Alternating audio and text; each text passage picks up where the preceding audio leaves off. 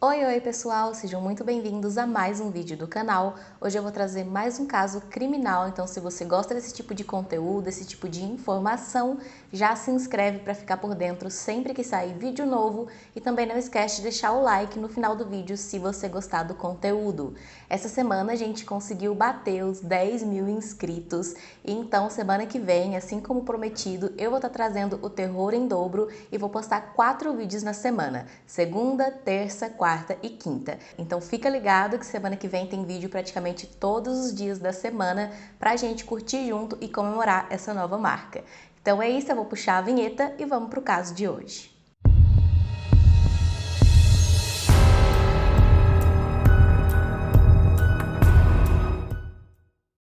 Zeb Quinn tinha 18 anos na época dos fatos e morava em Asheville, Carolina do Norte. Ele trabalhava meio período no departamento de eletrônicos de um Walmart há 2 anos e era um ótimo funcionário e boa pessoa. Ao longo desse trabalho dele nesse Walmart, ele estava juntando dinheiro porque ele queria trocar de carro. Então ele conversou com algumas pessoas próximas a ele, alguns amigos, dizendo sobre essa vontade e o modelo de carro que ele inclusive já tinha escolhido qual ele queria.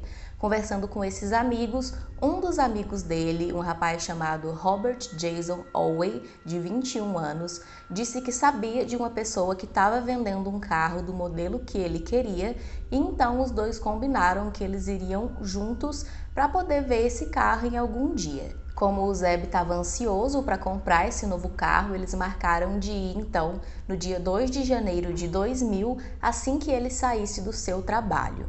Quando esse dia chegou, então, ele saiu do trabalho por volta das 21 horas da noite e o amigo Robert já estava esperando ele no estacionamento do Walmart, assim como eles tinham combinado, né? Então eles se encontraram, conversaram um pouco e os dois saíram do local, cada um em seu carro. Alguns minutos depois, no meio do caminho, eles resolveram parar para comprar bebidas em uma conveniência de um posto de gasolina. Isso era por volta de 9h15 da noite. Depois que eles saíram do posto de gasolina, o Robert saiu na frente e o Zeb no seu carro atrás, e depois de poucos minutos o Robert contou que o Zeb piscou os faróis como sinal que iria encostar o carro. O Robert encostou também, então, e aí o Zeb disse para ele que tinha recebido uma mensagem no seu bip, que era ali um dispositivo que eles usavam para enviar mensagem nessa época, né? E que ele ia precisar fazer uma ligação.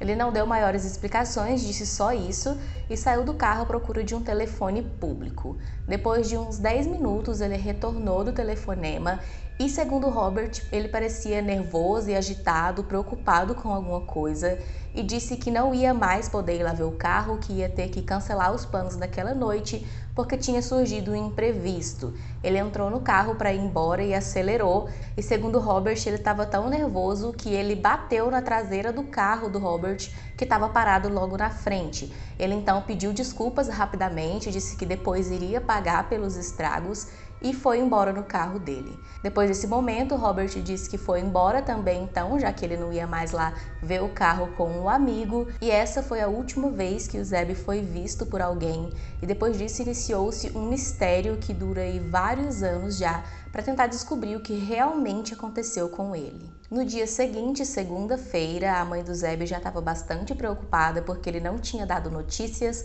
não tinha aparecido em casa e nem no trabalho. Então, na parte da tarde, ela resolveu registrar ele como pessoa desaparecida. As investigações iniciaram e a polícia logo soube que a última pessoa a estar com ele era o Robert, foram atrás dele e ele contou toda essa história que eu já contei para vocês. A polícia achou um pouco estranho porque o Robert estava com alguns machucados e então ele contou que depois que o Zeb foi embora, ele se envolveu em um outro acidente de trânsito que causou aqueles machucados nele. Ele estava com uma lesão na cabeça e também tinha quebrado uma costela.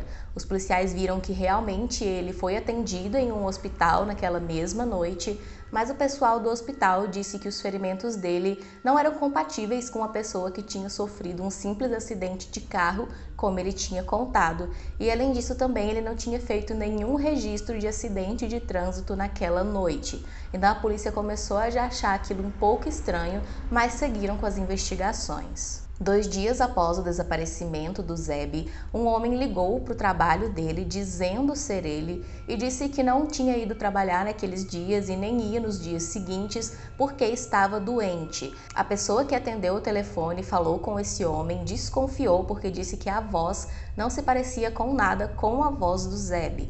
Então ele avisou a polícia e a polícia conseguiu rastrear esse telefonema e viu que tinha vindo de uma fábrica onde o Robert trabalhava.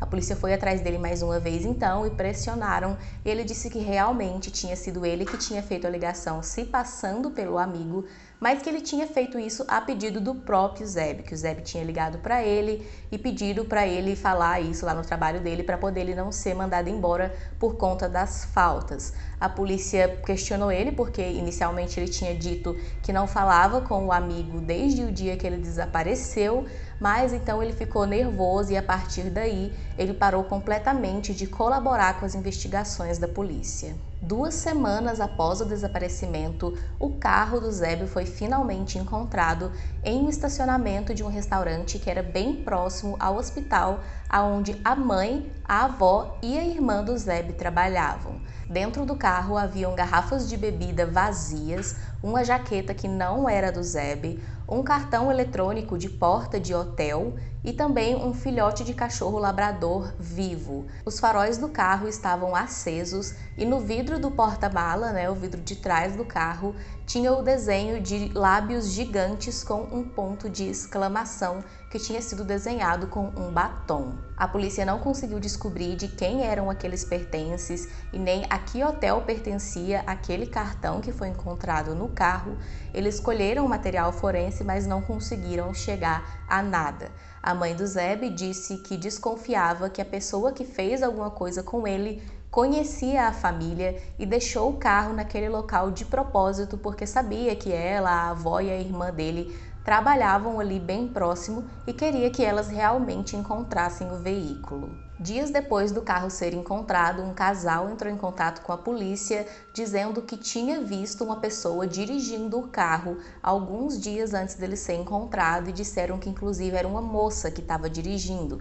Eles então fizeram o retrato falado dessa pessoa para a polícia, mas por enquanto eles ainda não conseguiram saber quem era aquela mulher. Foi investigada também uma moça chamada Misty, por quem o Zeb teria se interessado nas últimas semanas antes do desaparecimento, e também o namorado dela, um rapaz chamado Wesley. Eles foram investigados porque amigos do Zeb contaram à polícia que ele tinha dito que tinha sido ameaçado por esse Wesley alguns dias antes, quando Wesley descobriu da proximidade dele com a namorada Misty. A Misty e Wesley negaram qualquer envolvimento com o desaparecimento, porém a polícia viu grandes semelhanças entre a Misty e o retrato falado que o casal tinha feito da moça que dirigia o carro do Zeb. Porém, mesmo eles achando muito estranho essa semelhança entre a Misty e essa moça do retrato falado, eles não conseguiram maiores provas e então seguiram as investigações. Foi feito também o rastreamento do telefonema que o Zeb recebeu na noite do desaparecimento e isso levou os investigadores até a casa de uma tia dele chamada Ina. Ao ser questionada, ela disse que não entrou em contato com ele de nenhuma forma naquela noite e que inclusive ela nem estava em casa, ela tinha saído para jantar com uma amiga chamada Tanha. Estava nesse jantar ela, a Tanha, a Misty e o Wesley, aquele casal que já tinha sido envolvido no caso anteriormente. Isso porque essa amiga Tanha era a mãe da Misty, então estavam todos jantando juntos naquela noite. Mais tarde, essa mesma tia, Ina, registrou na polícia que a casa dela tinha sido invadida na noite do desaparecimento. Ela disse que nada foi levado, mas ela percebeu a invasão porque porta-retratos e alguns objetos da casa tinham sido movidos de lugar. Nos anos seguintes, as investigações seguiram, mas nada era descoberto. No ano de 2007, eles até chegaram a investigar a casa do Robert com um mandado de buscas, mas nada foi encontrado. Até que no ano de 2015, 15 anos após o desaparecimento dele, aconteceu uma reviravolta no caso, ligando o caso dele a um outro caso, dessa vez um caso de homicídio, que também tinha ligação com com o amigo Robert.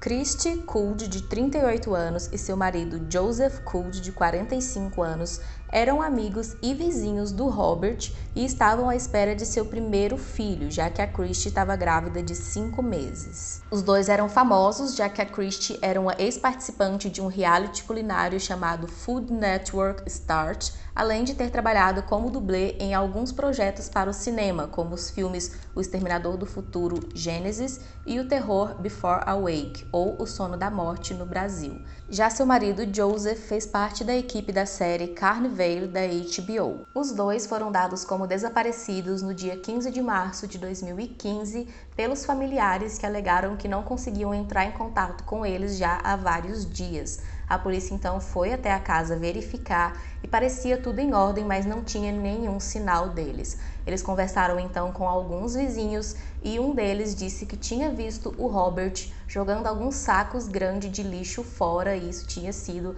bastante suspeito ali, nos mesmos dias do desaparecimento do casal. A polícia conseguiu localizar esses sacos e viu que dentro deles tinham vários pertences pessoais do casal, incluindo a identidade da Christy. A polícia conseguiu então um mandado de buscas para a casa do Robert e lá eles encontraram os restos da Christy e do marido Joseph dentro de um fogão a lenha. O Robert tinha realmente tirado a vida dos dois e tentado se livrar dos corpos queimando nesse fogão a lenha.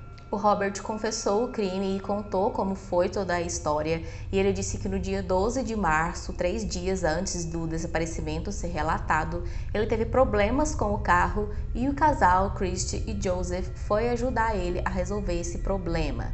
Ele disse que enquanto o casal o ajudava, ele pisou sem querer no acelerador, passando por cima dos dois e atropelando eles, Ele então entrou em desespero, com medo do que poderia acontecer por causa disso, e resolveu esconder tudo que ele tinha feito. Ele então cortou os dois e colocou lá no fogão a lenha, como eu tinha dito. Depois disso, ele foi até a casa do casal e levou consigo todos aqueles pertences que depois ele jogou fora, para que tudo parecesse um roubo. O Robert então foi preso e julgado, porque tinham todas as provas, inclusive a confissão dele, e ele foi condenado a cumprir de 60 a 75 anos de prisão pela morte da Christy, do Joseph e também do bebê que eles estavam esperando. No mesmo mês desse caso, março de 2015, um familiar do Robert resolveu entrar em contato com a polícia para dar novas informações sobre o caso do Zeb. Essa pessoa não foi ali dito quem essa pessoa era,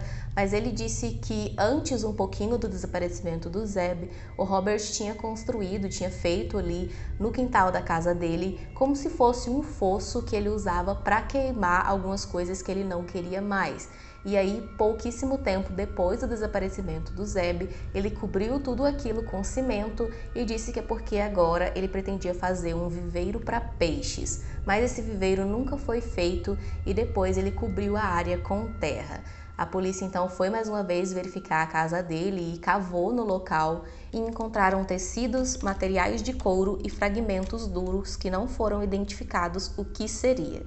Também foi encontrada uma substância branca em pó desconhecida, pedaços de metal e concreto. Em outra parte da propriedade foram encontrados também enterrados sacos plásticos contendo cal pulverizada ou mistura de argamassa em pó. As autoridades não comentaram se os fragmentos encontrados eram ossos ou algo relacionado ao Zeb. Em julho de 2017, o Robert foi finalmente acusado pela morte do Zeb.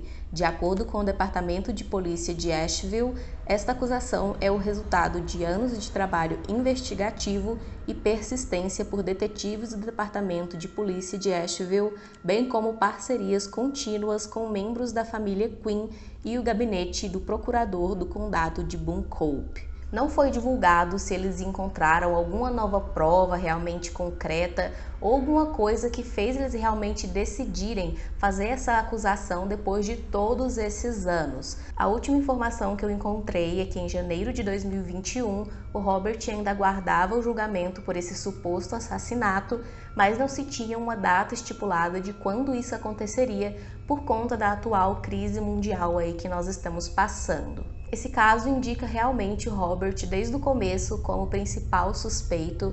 Tem muitas coisas envolvendo ele que não não foram completamente esclarecidas e realmente as suspeitas contra ele são muito grandes. Mas eu achei um pouco ruim essa questão da gente não encontrar o porquê de fato a polícia, depois de todos esses anos, resolver acusar ele e ter como acusar ele por esse crime. Mas eu vou ficar de olho se surgir uma nova informação, a data do julgamento, se o julgamento vier a acontecer e eles chegarem a divulgar essas informações de porquê que isso aconteceu agora, ou se foi simplesmente por causa desse novo caso envolvendo ele, né, e a Christie e o Joseph. Qualquer novidade que eu tiver, eu trago aqui para vocês sobre o caso, para vocês também ficarem sabendo o desfecho completo.